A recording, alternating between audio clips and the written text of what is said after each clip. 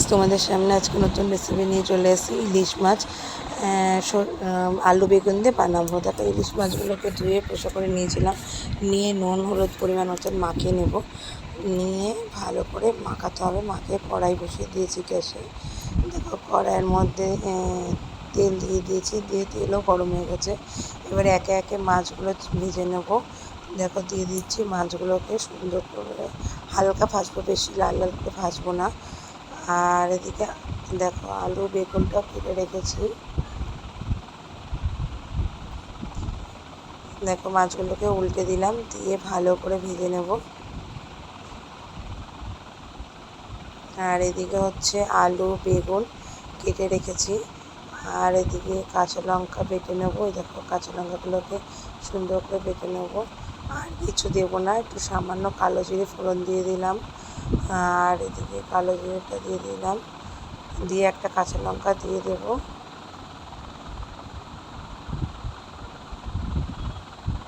দিয়ে নাড়াচাড়া দিয়ে এবার ওর মধ্যে আলুগুলো দিয়ে দিলাম। দিয়ে ভালো করে একটু সামান্য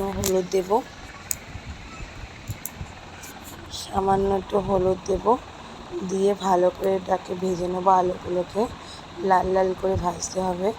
দেখো, হালকা ভাজা হয়ে গেছে। আবার উল্টে পাল্টে দিলাম, দিয়ে ভালো করে ভেজে এবার বেগুনগুলোকে দিয়ে দেবো। দেখো, লাল লাল হয়ে গেছে কিন্তু। বেগুনগুলোকে দিয়ে দিলাম, দিয়ে ভালো করে নাড়াচাড়া করে নেব।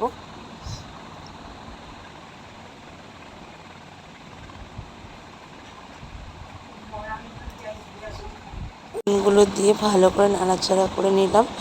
এবার এদিকে দেখো, মশলা বেটেছি। কি দেখো, ভালো করে বেগুনটা ভেজে নেব।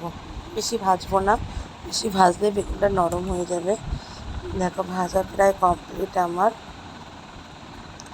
নাড়িয়ে দিলাম।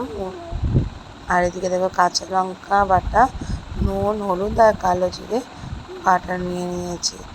নিয়ে এবার এগুলো দিয়ে দেবো মশলাটার মধ্যে। কালো জিরে, এই কাঁচা লঙ্কা আর নুন হলুদটা দিয়ে ভালো করে কষিয়ে নেব। কাঁচা লঙ্কা বাটাটা দিয়ে কষিয়ে এবার কটা কাঁচা লঙ্কা দিয়ে দিলাম। দিয়ে এবার সামান্য পরিমাণ মতো কষিয়ে নিলাম। দিয়ে এবার জল দিয়ে দেবো। দেখো, পরিমাণ মতন ভালো করে নাড়াচাড়া দিয়ে কষিয়ে জল দিয়ে দিলাম। এটা বেশি শুকনো হবে না, এটা ঝোল ঝোল মতন কিন্তু হবে। আর এটা খেতে কিন্তু বেশ দারুণ লাগে। আর এই দেখো, ফুটছে ঝোলটা। আর এর মধ্যে আমি মাছগুলো ছেড়ে দিলাম। দিয়ে কিছুক্ষণ 5 মিনিট মতন ফুটিয়ে নেবো ভালো করে। আলুটা সিদ্ধ হয়ে গেলে নামিয়ে নেব। দেখো, এবার জোরে জোরে ফুটছে, ঢাকা দেবো না। দেখো, জোরে জোরে ফুটুক ততক্ষণ।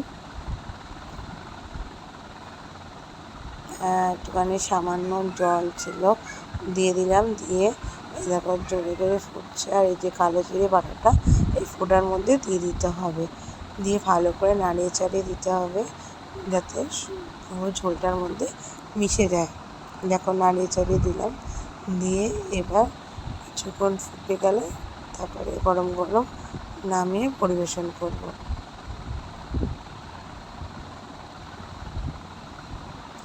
দেখো, আমার ঝোল কিন্তু প্রায় রেডি হয়ে গেছে। আর ভালো লাগলে প্লিজ কমেন্ট করে জানিও।